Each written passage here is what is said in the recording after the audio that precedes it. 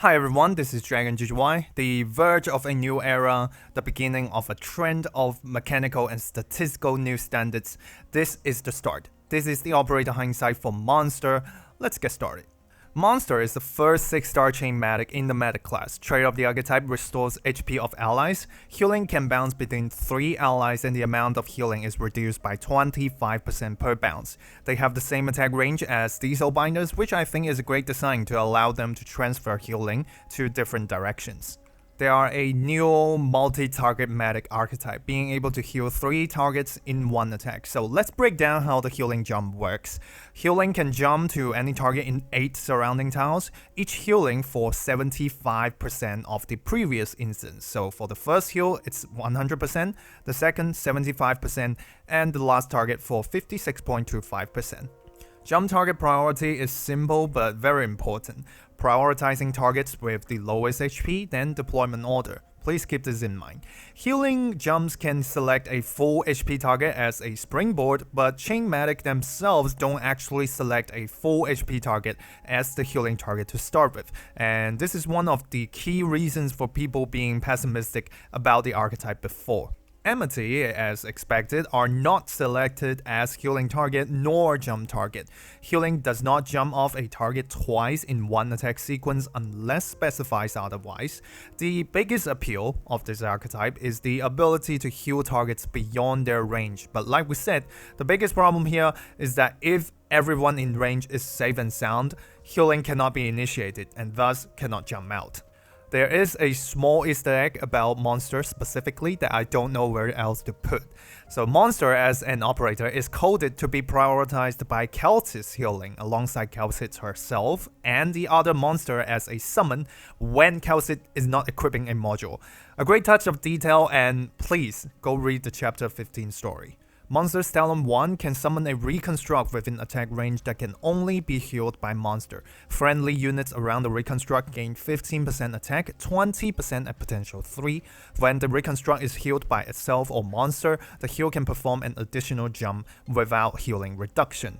Now I know the official translation of the summon is the reconstruction, but the script is recorded earlier. Just know that when I say the reconstruct, it's the same thing. Evidently, the reconstruct is an amity unit, so like Celtis before her, Mon3tr can heal targets through the anti-healing status. It's just that she only selects that summon as the only viable target. You can verify this by retreating the reconstruct and place a amity unit instead as the projectile flies, but that doesn't really give any practical value. The stats of the reconstruct is shown on the right, not as tough as the Revenant Shadows, but note that they have a -1 taunt level, meaning that they won't be prioritized for attacks like ambushes. 15-second redeployment time for the flexible placement and 3 DP cost is very acceptable.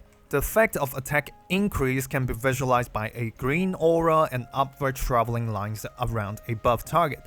Reconstruct also loses 8 HP every 0.1 seconds, which is a fantastic design, and this is in multiple aspects. 1, it allows Mon3tr to constantly attack, thus charging her offensive recovery skills, all 3 of them.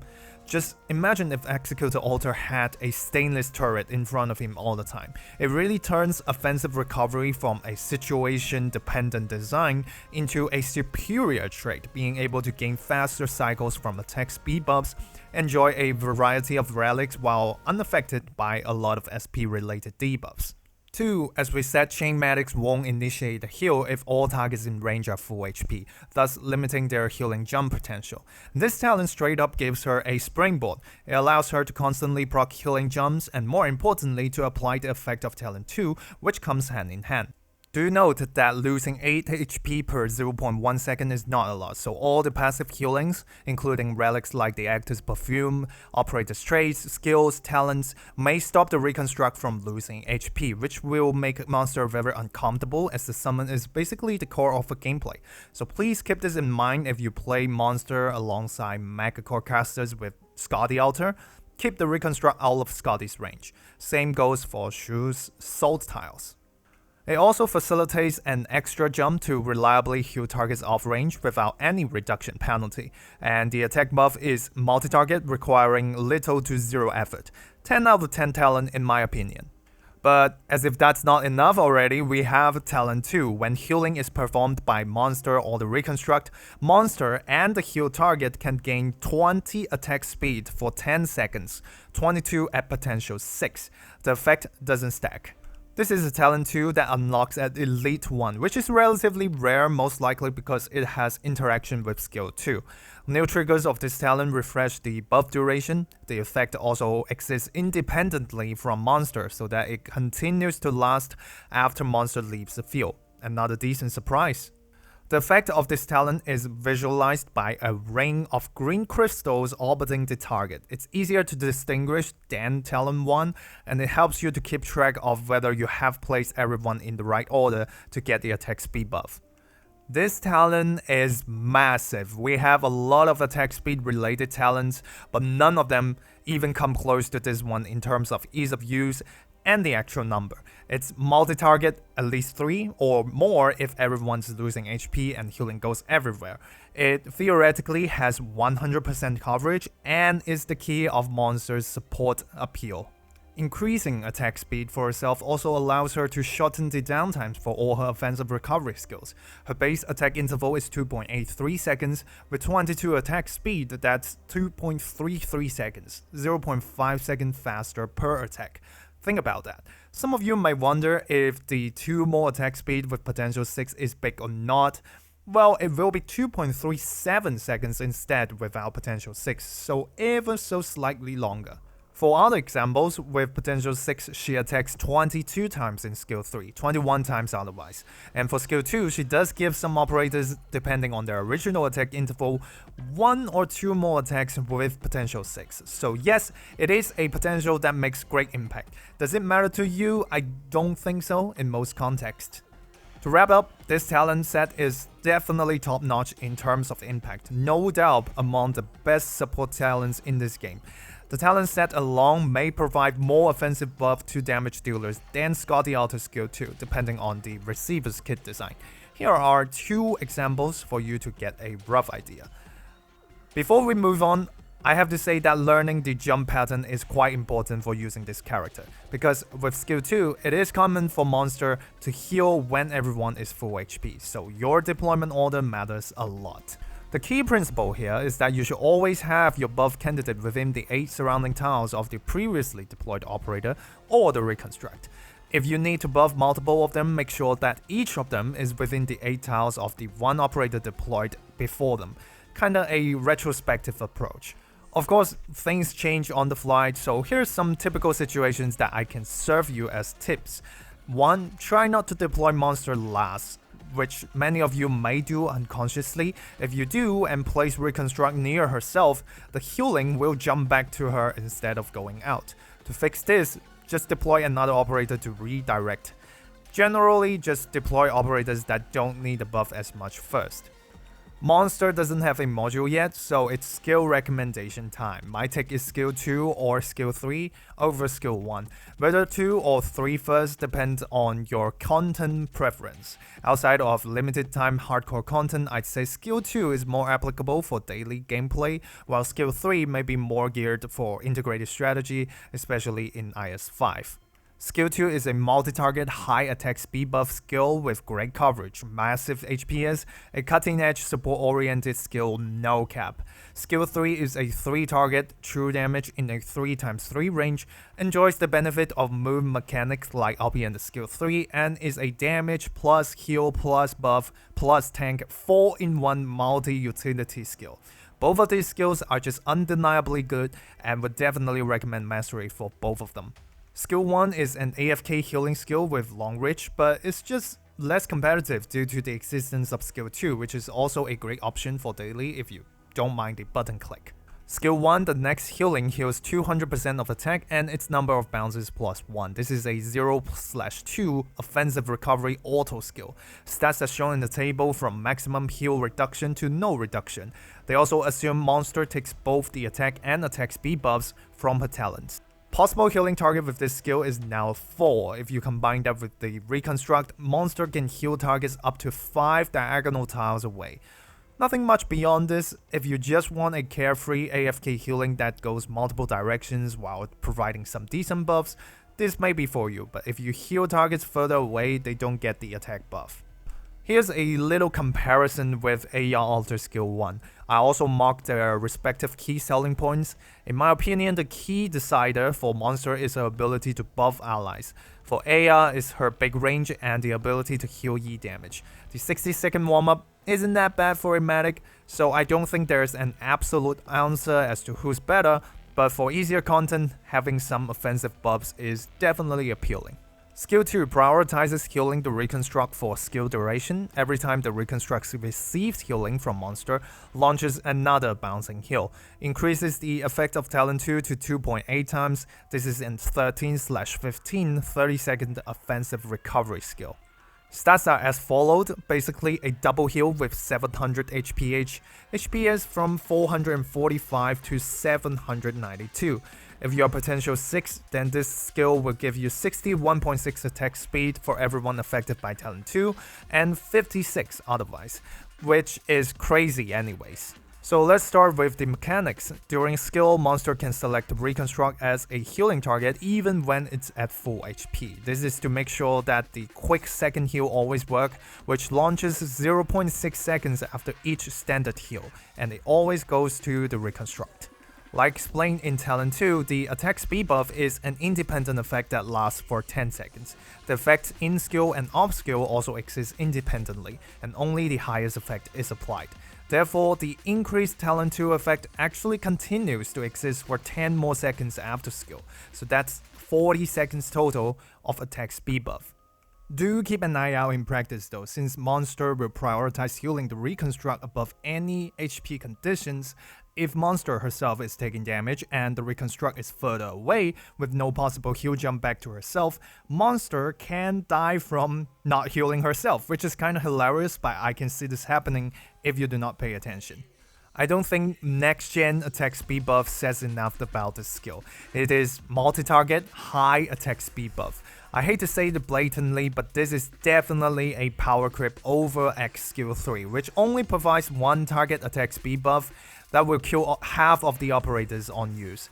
On the other hand, Mon3tr can buff up to 6 different operators with very little constraint on positioning. Needless to say, the actual buff is enormous. 56 plus attack speed in non-buff game modes is game-changing. Think about when you have the King's New Lance active in integrated strategies. The buff is significant for any damage dealers without inherent attack speed buffs, and here are some damage increase numbers for popular damage dealers. This is under potential 6, so 61.6 attack speed and 20% attack, and the gain from the buff, depending on the kit designs of the receiver, should be around the 61% mark. So for non-potential 6, similarly it would be around 56%. The special one for sure would be seithr, because Mon3tr is able to keep her alive while buffing her, so that's a 2-in-1 offer, extending the number of attacks seithr can do before she's retreated from 28 times to 76 times. I don't know if anyone is still doing seithr Hospital in 2025, but there's the info for you. And that of course leads us to the second point, high HPS, which ironically is the original offer that you'll expect from a medic. And it's more than enough to sustain damage dealers in most situations. To give you perspective, depending on jump counts, the lowest HPS for this skill is still at the AR Alter Skill 1 level. The second jump at 75% reduction would be Telopsis Skill 2 level, and for the main target, that's pure Stream Skill 2 level of HPS. And finally, this skill is also cracked on startup, cycle, and coverage. 13/15 offensive recovery means it will be available in about 4 seconds after deployment. Attack speed buff persisting for 10 seconds after skill not only increases buff coverage, but also allows Mon3tr to generate SP even faster for the offensive recovery skill, shortening the downtime to just about 30 seconds. So yeah, the entire skill is 30 plus 30, about 60 seconds, providing 40 seconds of attack speed buff at 66.7% coverage. It's beyond excellent. Every bit of the design works with one another. This skill is gonna be top tier support skill for years to come, like Suzanne's skill 3. Skill 3, attack range changes into a 3x3 grid, moves to the position of the reconstruct. Attack plus 330%, attack interval minus 1.5 seconds into 1.35 seconds, block plus 2, max HP plus 5000, loses 80 HP per second, attacks all blocked enemies, damage type changes to true, and attacks heal self for 50% of attack. Will return to the initial position when the skill ends or upon taking fatal damage. This is a 11/15 25-second offensive recovery skill. Stats are shown in the table. The skill deals up to 56,000 true damage, averaging at 2248 DPS. The HPS when picking up enemies is as high as 1124 with a decent HP pool to keep herself from being one-hit KO'd.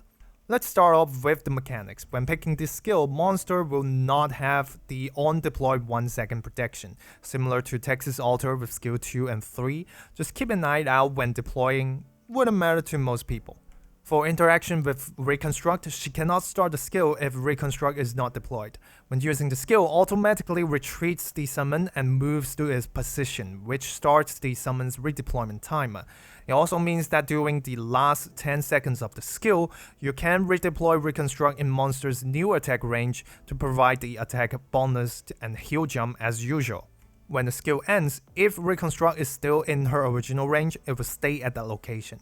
Otherwise, it will be forcibly retreated but with 0 redeployment time. So I would generally suggest putting it outside of the original range so that you get the extra damage and the option to put it on the same spot as the last skill afterwards, without having to wait for its redeploy timer. There are several interactions when she switches from a range tile to a melee tile. One, buffs that are determined pre-stage will not change, so she keeps the buffs exclusive to range units and do not get the buffs from melee units. For example, all the range melee related relics in IS, these are determined based on operator properties before the stage starts and will not change during the stage. She also doesn't get the buffs from relics or things like CM conditions that are determined in stage. One example is the Living Wood plate that gives barrier to melee units, because these conditions tend to also determine based on operator properties instead of their current state. She does take buffs from operator kit effects though. Examples are talents and skill effects from instructors. These interactions we mentioned here are also in line with Ella with her Delta module, as well as when you get the White Down Shoe in integrated strategy. Next we talk about Move. It's the exact same mechanic as Obadiah skill 3. Basically, she redeployed to a new location and leaves a placeholder at the original position to later return to.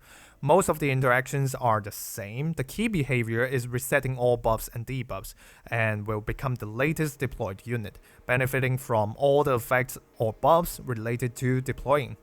If the tile that Reconstruct was on becomes occupied as Mon3tr is moving, which is possible because there is a small time window, the skill will be ended and all SP are refunded.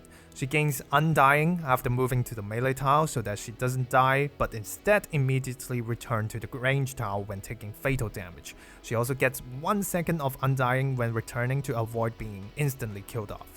Finally, for the healing part, the 80 HP loss per second is to facilitate self-heal. Healing on herself can jump to other units following the Chainmatic's trait, and it doesn't take up jump count. In other words, she can still heal 3 other targets by jumping from herself, with the first target getting the same healing as herself.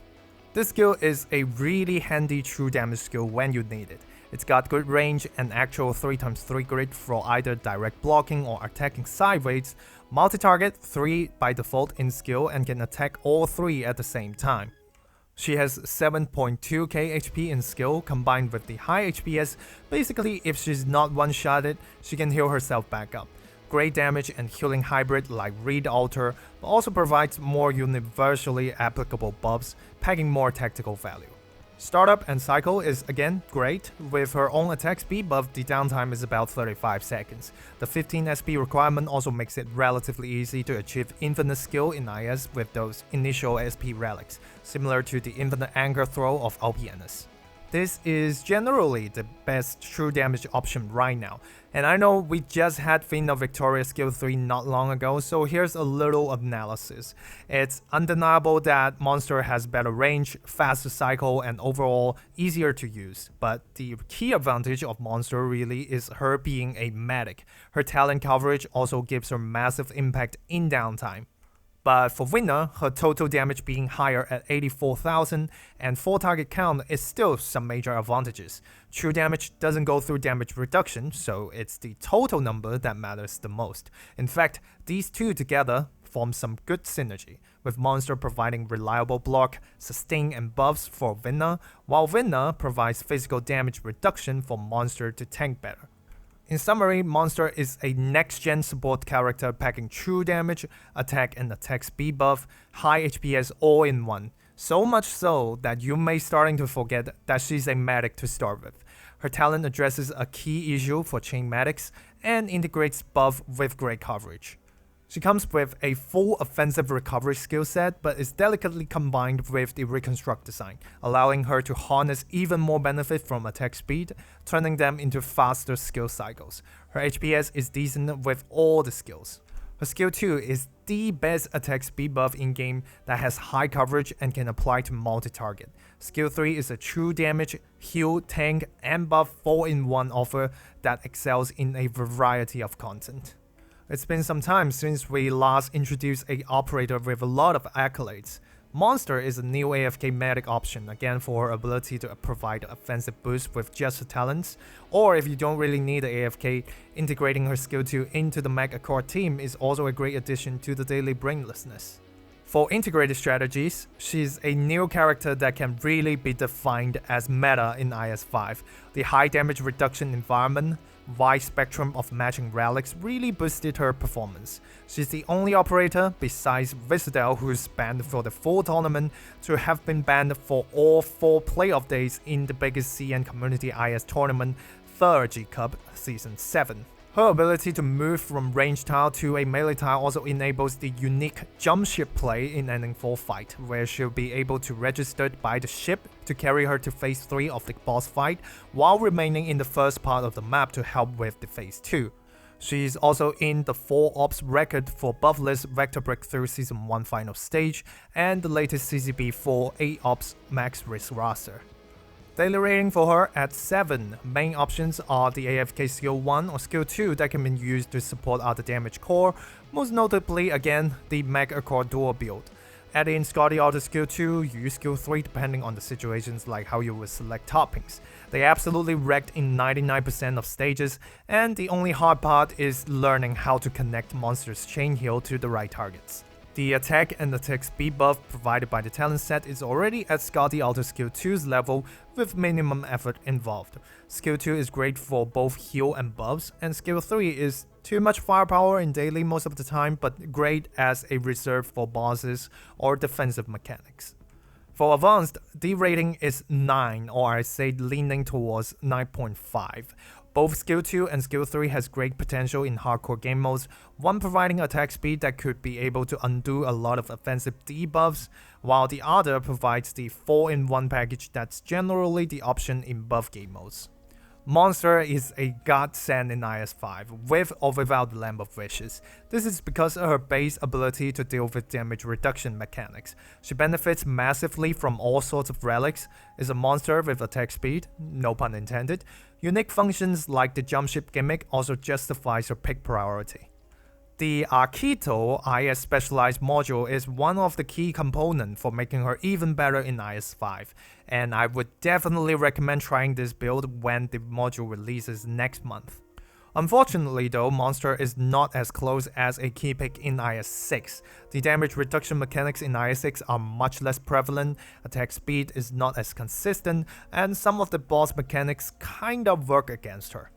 In debuff game modes, Mon3tr has the inherent advantage of being a true damage dealer. Multitasking is also a requirement for the low ops roster, which she absolutely has. In CCP4, despite the attack speed debuff risks, Mon3tr is able to help with holding the choke point by crunching the enemies that Yu is able to block while keeping him alive. Due to the existence of the gravity gimmick in CCP4, the attack speed debuff wasn't as bad, but if in the future we really need to tackle low attack speed environment again, her skill 2 may come into play as well. Overall, Mon3tr has a self-consistent kit design so good that you can tell they are determined to make her good. The numbers are super generous as well.